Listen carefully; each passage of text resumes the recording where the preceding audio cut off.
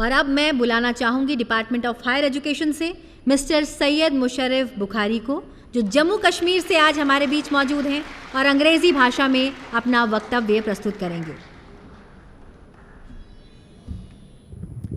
Distinguished dignitaries present at the Central Hall, respected audience, my warm and hearty greetings to all of you. Today, I'm going to give an introduction regarding the life and contribution of Gurudev Rabindranath Tagore. Born on May 7, 1861 in Calcutta in a prominent Bengali family at the house of Rabindranath Tagore and Shrada Devi, he was educated at home and was exposed to a wide range of subjects. Rabindranath Tagore was a man of prodigious artistic and literary accomplishments and played an important role in the Indian cultural renaissance. He was a polymath, poet, philosopher, musician, writer, and educationist. The sheer volume and diversity of Tagore's work is outstanding. He was a strong advocate of Indian nationalism and worked tirelessly for social and cultural reforms. He believed in unity of humanity and the importance of individual freedom. Nothing, perhaps, expresses his values as clearly as a poem in Gitanjali, where the mind is without fear and the head is held high, where knowledge is free, where the world has not been broken up into fragments by narrow domestic wall, where the clear stream of reason has not lost its way into the dreary desert sand of dead habit, into that heaven of freedom. My father, let my country awake.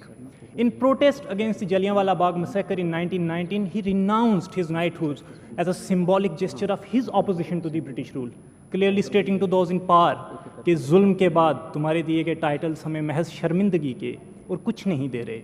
In a letter to Lord Chelmsford, he said, "The very least that I can do for my country is to take all the consequences upon myself in giving voice to the protest of millions of my countrymen surprised into a dumb anguish of terror."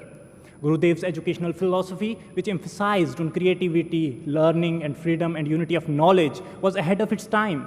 He founded the Vishwa Bharati University in Shanti Niketan, which became a center for learning and artistic expression, with a motto, where the whole world can find a nest, reflected his aspirations for the institution. Tagore encapsulates his vision of internationalism in his own words as, "On the sacred shores of ocean of humanity of this India, awaken my heart." Mahatma Gandhi referred to Tagore as Gurudev and wrote, "I regard the poet as a sentinel, warning us against the approach of enemies called bigotry, lethargy, intolerance, ignorance, inertia, and other members of that brood." He became the first Asian and non-European to win the Nobel Prize in 1913 for his collection of poems, Gitanjali. The Nobel Foundation describes him in one of the articles as, and I quote, "For the whole world, he became the voice of India's spiritual heritage, and for India, especially for Bengal, he became a great living institution." I'm going to conclude my talk. Rabindranath Tagore's work and life continue to inspire people across the world, transcending boundaries of language and culture. His message of love, freedom, and humanism resonates with us even today, reminding us of the power of art and literature in creating a more compassionate world. हमने एक उम्र में क्या क्या न जहाँ देखे हैं, आसमां देखे हैं और कारे निहाँ देखे हैं, दिल ने जब हर एक ज़र्रा के हमरा धड़कना सीखा, तब नवाओं में ये माना कि जहाँ देखे हैं, तब नवाओं में ये माना कि जहाँ देखे हैं. Thank you. जय हिंद.